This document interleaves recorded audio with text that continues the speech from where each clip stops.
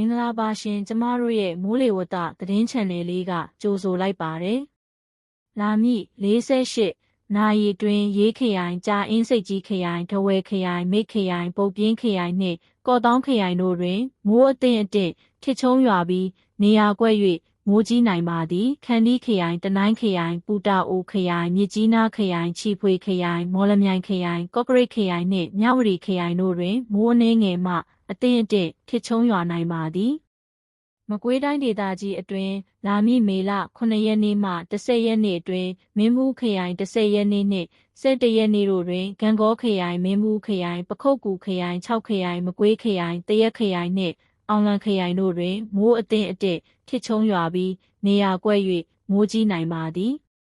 မန္တလေးတိုင်းဒေသကြီးအတွင်းလာမည့်မေလ10ရက်နေ့နှင့်17ရက်နေ့တို့တွင်တပိတ်ချင်းခရိုင်မဟာအောင်မြေခရိုင်အောင်မြေသာဆန်ခရိုင်အမရပူရခရိုင်ပြင်ဦးလွင်ခရိုင်ကြောက်ဆယ်ခရိုင်တရားဦးခရိုင်မြင်းချံခရိုင်ညောင်ကြီးခရိုင်နှင့်ရမဲသိန်းခရိုင်တို့တွင်မိုးအသင့်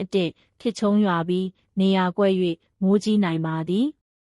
နေပြည်တော်ကောင်စီနယ်မြေအတွင်းလာမည့်မေလ10ရက်နေ့နှင့်17ရက်နေ့တို့တွင်ဥတ္တရခရိုင်ဇေယျသီရိခရိုင်လယ်ဝေးခရိုင်နှင့်ပြင်မနာခရိုင်တို့တွင်မိုးအသင့်ထ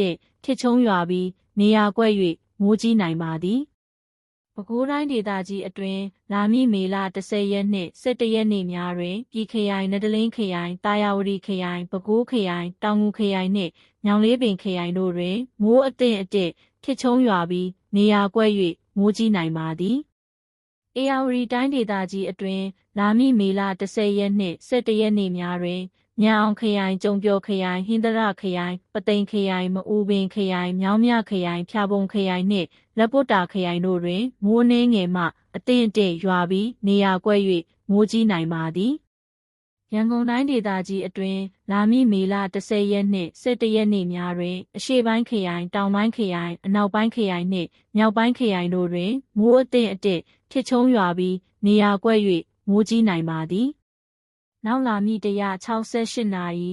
9ရက်အတွင်းမှာတနင်္သာရီတိုင်းမွန်ပြည်နယ်ကရင်ပြည်နယ်ကယားပြည်နယ်ရှမ်းပြည်နယ်အရှေ့ပိုင်းနှင့်တောင်ပိုင်းဒေသအချို့ဧရာဝတီတိုင်းရန်ကုန်တိုင်းနှင့်ပဲခူးတိုင်းအရှေ့ခြမ်းတွေမှာမိုးရွာနိုင်ပြီးတနင်္သာရီတိုင်းတောင်ပိုင်းမှာတော့ရက်သတ္တပတ်တစ်ပတ်လုံးမိုးဆက်ရွာနိုင်မိုးများနေနိုင်ပါမယ်